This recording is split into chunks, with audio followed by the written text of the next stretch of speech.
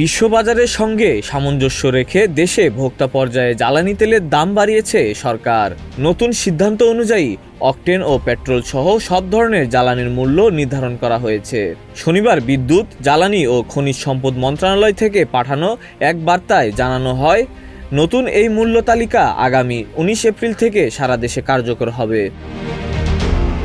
নতুন নির্ধারিত দামে প্রতি লিটার অকটেন বিক্রি হবে 140 টাকায় এবং পেট্রোল 135 টাকায়।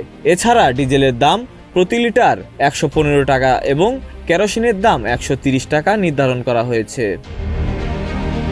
মন্ত্রণালয় জানিয়েছে, আন্তর্জাতিক বাজারে জ্বালানি তেলের দাম বৃদ্ধির সঙ্গে সমন্বয় করতেই দেশের বাজারে এই নতুন মূল্য নির্ধারণ করা হয়েছে। এর আগে ভোক্তা পর্যায়ে প্রতি লিটার অকটেনের দাম ছিল 120 টাকা এবং পেট্রোল ছিল 116 টাকা।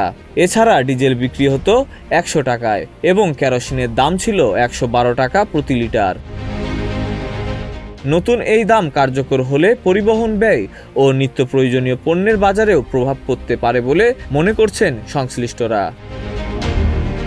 Desk report, news flash 71।